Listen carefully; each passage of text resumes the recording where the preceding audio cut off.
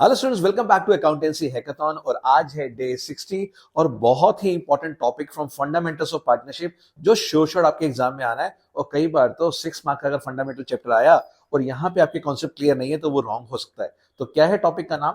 यहाँ पर टॉपिक है provisions of Indian partnership act 1932 in the case of absence of partnership deed. यानी अगर पार्टनर्स के बीच में रिटर्न पार्टनरशिप डीड नहीं है, यानी सिर्फ ऑरल है और वहां पर कुछ डिस्प्यूट हो जाते हैं पार्टनर्स के बीच में, तो कैसे उनको रिजॉल्व करना है वो मैं अमेजिंगली यहां डिस्कस करने वाला हूं। तो 5 प्रोविजन है, पांचों प्रोविजन को करते हैं एक एक करके डिटेल में।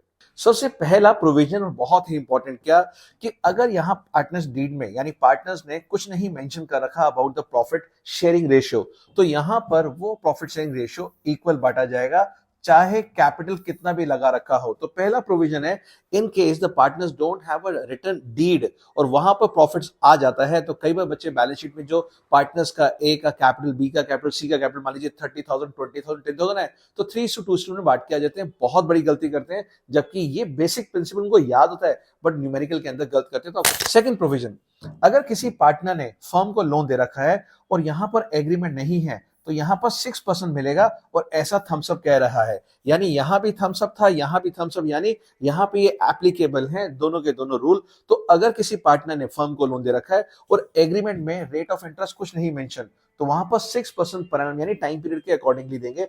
बट वहीं पर अगर फर्म ने किसी पार्टनर को लोन दिया है तो in the case of absence of deed यहां पर इंटरेस्ट नहीं देंगे। तो ये थे दो बहुत इंपॉर्टेंट पॉइंट, दोनों में आप देख सकते हैं यहां पर ओके है। चलिए देखते हैं थर्ड पॉइंट। तो बाकी बचे हुए थर्ड, फोर्थ, फिफ्थ में थम्स डाउन है, यानी यहां पर ये एप्लीकेबल नहीं होते। तो थर्ड में है कि अगर मान लीजिए किसी पार्टनर ने कैपिटल दिया हुआ है और उस कैपिटल के ऊपर वो इंटरेस्ट डिमांड करता है फर्म से कि मैंने तो ज्यादा पैसा लगाया, मेरे को तो इंटरेस्ट मिलना चाहिए, तो उस केस में क्या इंटरेस्ट मिलेगा? आंसर है नो इंटरेस्ट और ये थम्स डाउन है। फाइन। इसी तरह से मान लीजिए कोई पार्टनर अमाउंट निकालता है पर्सनल यूज के लिए या गुड्स निकालता है पर्सनल यूज के लिए फर्म में से, तो उसको बोलते हैं ड्राइंग्स। और अब फर्म चार्ज करना चाहती है उस ड्राइंग पे इंटरेस्ट, तो क्या फर्म चार्ज कर सकती है? आंसर है बिल्कुल भी नहीं और यहाँ थम्स डाउन है। तो याद रखना बोर्ड एग्जाम के अंदर थम्स अप कहां था? ऊपर 2 पॉइंट्स में, और यहां पर अभी तक दोनों में थम्स डाउन है, यानी नहीं करते, नहीं होता। लास्ट है, फिर कोई पार्टनर कोई सैलरी डिमांड कर रहा है, कमीशन डिमांड कर रहा है फर्म से, तो क्या उसको अलाउ करना चाहिए फर्म को? आंसर है बिल्कुल भी नहीं, नो रेम्यूनरेशन। रेम्यूनरेशन का मतलब क्या होता है?